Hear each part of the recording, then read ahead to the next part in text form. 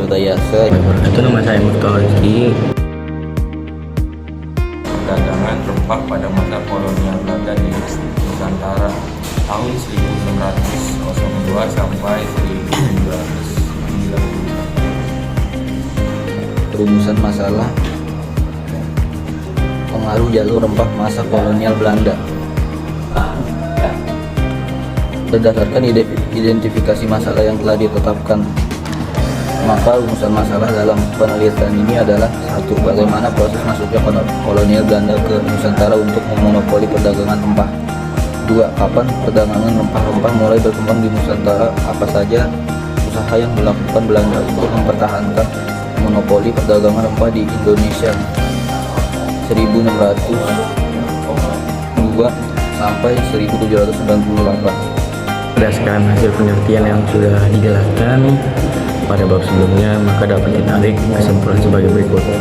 Pada abad ke-11, Portugis dan Spanyol menguasai pelayaran ke Asia serta menguasai perdagangan rempah-rempah antara Asia dengan Eropa, khususnya perdagangan lada ya. Dalam perkembangan selanjutnya di Eropa, Raja Portugal memiliki kekuasaan tunggal atas persangkutan dan pembelian hasil bumi dari Asia. Semua kontrak jual beli hasil bumi ditentukan harganya oleh Raja Portugal. Orang-orang Belanda yang dikenal sebagai pedagang merasa dirugikan oleh tindakan Portugal tersebut dan akhirnya berusaha mencari jalan sendiri untuk menghindari monopoli perdagangan Portugis. Verenigde Oost-Indische Compagnie, Perikatan Perusahaan India Timur atau FOC, yang didirikan pada tanggal 20 Maret 1602 adalah perusahaan Belanda yang memiliki monopoli untuk aktivitas perdagangan.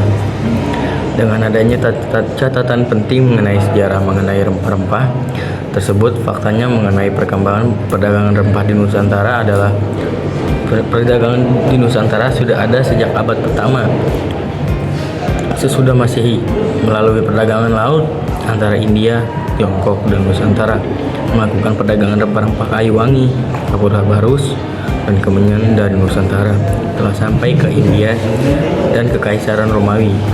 Keuntungan yang diperoleh oleh masa itu biasanya sangat tinggi karena biaya pengangkutan sangat tinggi. Selain itu memakan waktu yang sangat lama, sehingga tidaklah aneh apabila para pedagang mengambil keuntungan yang sangat tinggi.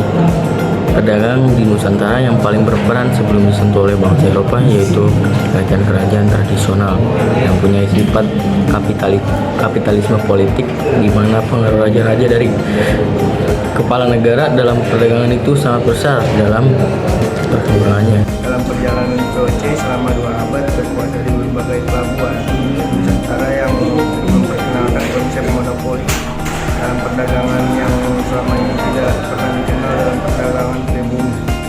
Dengan cara dagang monopoli ini, perdagangan pribumi dirugikan, meskipun sebenarnya VOC merupakan sebuah badan dagang saja, tapi badan dagang ini istimewa karena didukung oleh negara dan diberi fasilitas yang istimewa. Misalkan VOC boleh memiliki tentara dan boleh bernegosiasi dengan negara-negara.